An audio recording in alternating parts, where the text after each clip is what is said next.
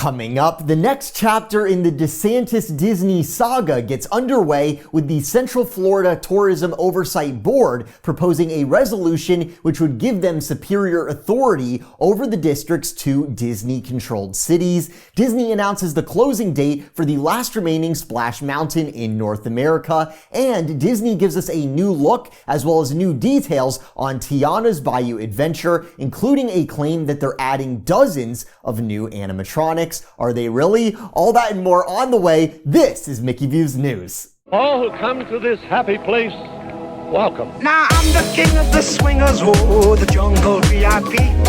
I've reached the top and had to stop, and that's what's bothering me.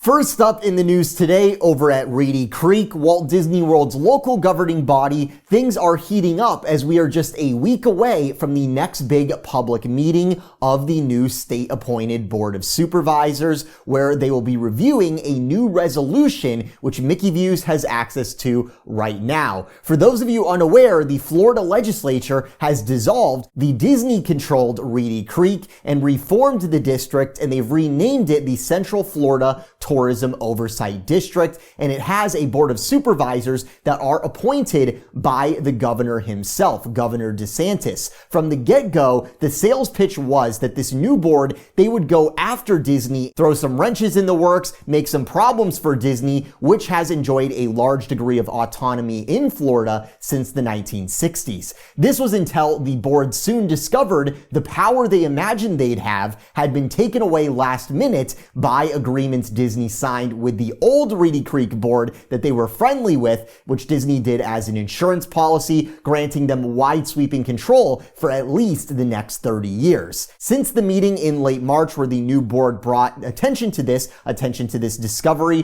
there have been armies of lawyers that have been going through all of these documents. The state has been trying to figure out what exactly they have here and what their options going forward are. What can they do? Disney sure has some clever lawyers, so definitely the state is playing catch up here. Last week on his book tour, Governor DeSantis stated that the Florida legislature will void the agreements Disney passed through last minute under the assumption these documents would be deemed self-dealing by any court if Disney were to challenge it. It should be noted though, some lawyers don't think this is such an open and shut case, because while we know that Disney did exercise a degree of control over Reedy Creek, there's another matter which is proving that in court. And when we start talking about having to prove things in court, Disney has time on their side. They can drag this out for a long time. Think about it. DeSantis has at max till 2027, after which he will no longer be governor. And he might be running for president in 2024. So there's all sorts of concerns like that, where it's how long does DeSantis have to really get a win, whereas Disney, on the other hand, they don't need a political win immediately. They can just sort of play the long game. So what if with these contracts and agreements that Disney got through last minute, what if those become tied up in a protracted court battle? Well, the state has a lot of other ways that they can go after businesses they don't like.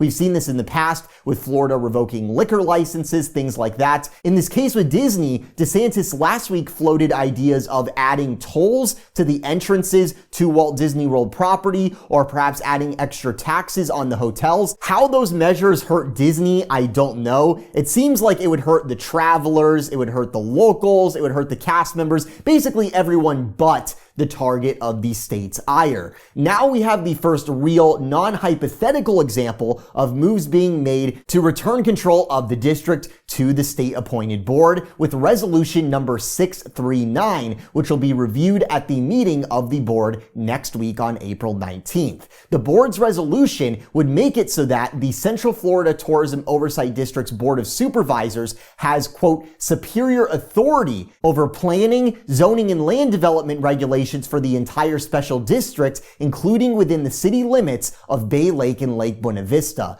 The district is responsible for reviewing, processing, evaluating, commenting on, and approving with conditions or denying applications for development orders throughout the district, including within the jurisdictional limits of City of Lake Buena Vista and the City of Bay Lake. The resolution not only seeks to establish state control over Disney's 2 cities, with the 4 theme parks residing inside of the City of Bay Lake and Disney Springs residing inside the City of Lake Buena Vista, the board's resolution also seeks to remove the planning board. Currently with Reedy Creek, the Board of Supervisors, they appoint 5 members to a separate advisory board to conduct many duties. This resolution would remove the planning board and give the Board of Supervisors themselves, give them directly the authority over planning decisions within the district and the jurisdictional limits of the 2 Disney cities, those being Bay Lake and Lake Buena Vista, which I think we suspected were going to start to enter the equation here, because you don't just have the Reedy Creek Improvement District, you also have these 2 sort of pseudo cities. They're not really real cities. The residents in them are friends of Disney, so it's sort of an interesting situation there, and it looks like the state is starting to look at that. So how this new resolution will mix with the development agreement that Disney got through right before the reforming of Reedy Creek, we don't know just yet, but it seems through this resolution, the state board is looking to eliminate previous structures and put all the power directly in their hands, and then it's just a matter of getting rid of that developer agreement that Disney signed, which may be easy or may be extremely difficult. We will have to see. Everyone's saying something different.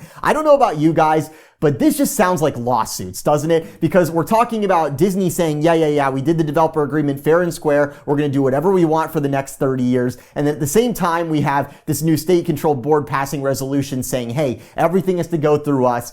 So it seems like everyone thinks that they're the one that's in charge or should be in charge. So it'll be interesting to see how that all gets worked out. And the answer is probably in the courts. I really wish Florida and Disney would just come to some sort of accord before this thing spins out of control. But you have to remember, neither party really has much of an incentive to back down. If you think about it, look at DeSantis, for example. He has presidential aspirations. Why would he back down, right? This is something that he can use as part of that. And then on the other end, you have Disney, who doesn't want to back down anyways. And then at the top, you have CEO Bob Iger, who we also know has presidential aspirations. So all this media, this whole very public battle that has this moral element to it and all of that, it gets them in the news. It rallies people to their causes. So I'm a little worried about all this, man. The state can really bring the hammer down on Disney, and it doesn't look like Disney wants to take a knee. It doesn't look like they will be.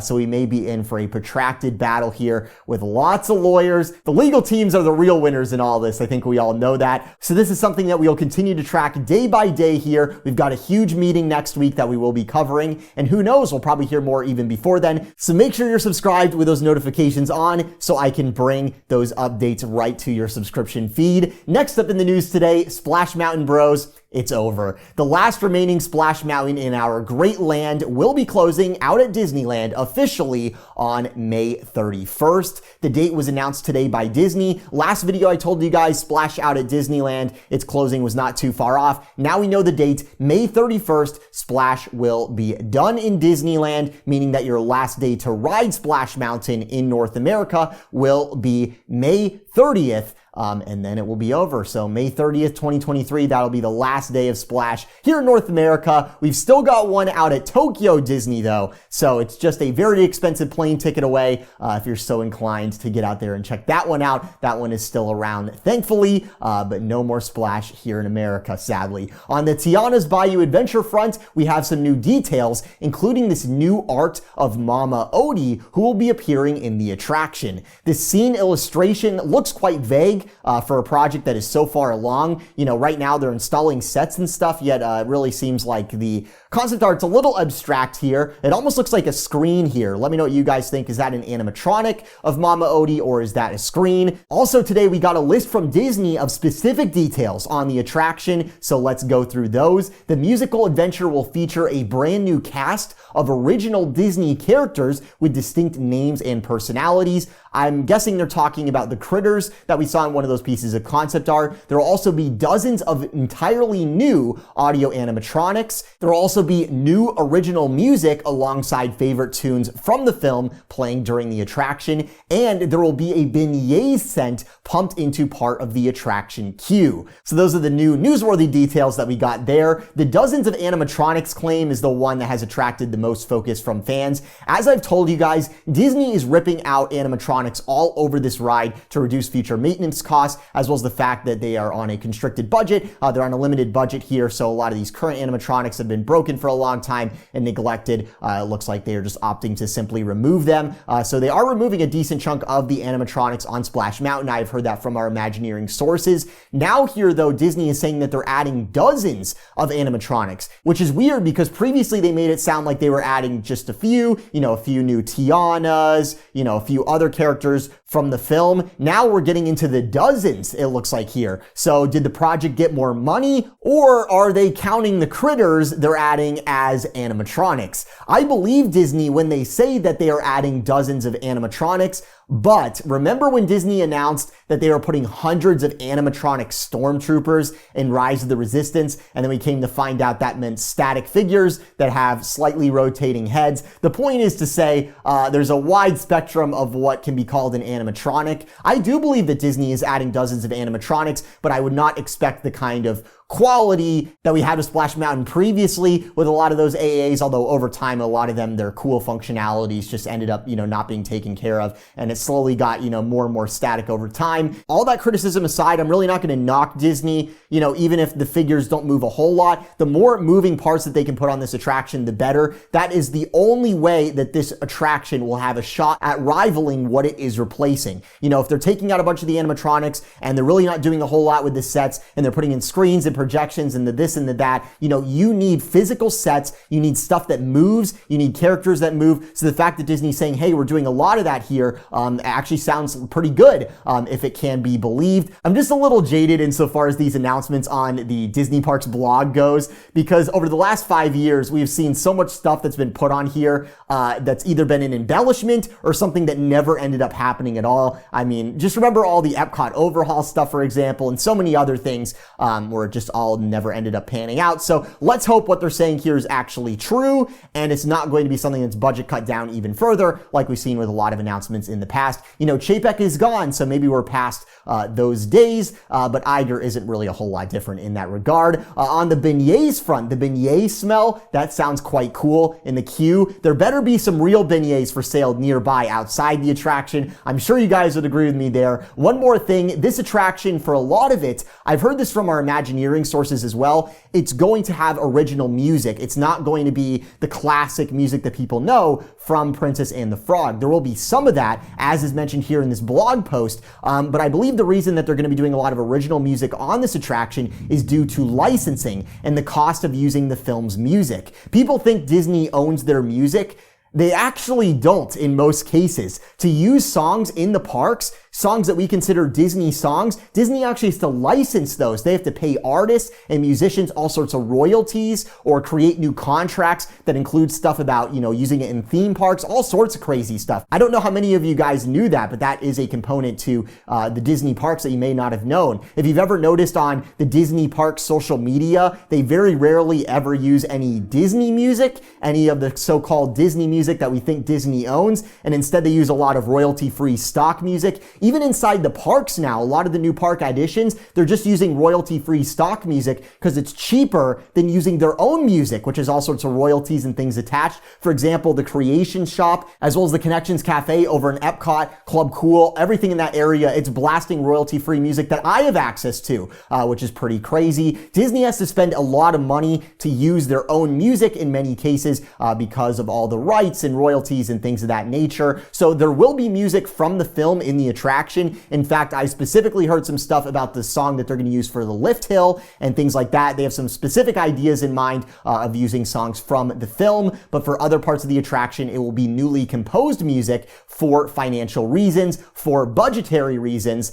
and this is what I've been warning about with Tiana's Bayou Adventure the whole time. It's a real concern. So, hopefully this all works out. I am pretty optimistic about the fact that they're saying, hey, we're adding a bunch of new animatronics. The more moving stuff on this attraction, the better, but I am still a little concerned there. But we'll see if it works out. We'll see how it all goes, and I'll keep you on top of all the latest there. Last up in the news today, the switch over from the Walt Disney World 50th anniversary to the Disney 100 celebration is continuing with a new Apple Card looking display outside of the front of the Magic Kingdom, in front of the Main Street train station. This appeared today. Guests saw it when they were walking in this morning, and this will be here for the next year plus. It really doesn't mesh well with the Magic Kingdom / Main Street turn of the century vibe, in my opinion. Let me know what you guys think here. It looks very App Store-ish. A similar looking display was also added inside the Emporium as well, replacing the 50th area of the Emporium. So now there's a 100th area in there that you can check out inside of the Magic Kingdom's largest gift shop. Let me know what you guys think about all of this. As I said earlier, make sure you're subscribed so you can stay on top of all of the latest. Thank you so much for watching from the Mickey Views Magic Studio. This is Brayden. I hope you enjoyed it. Have a magical day.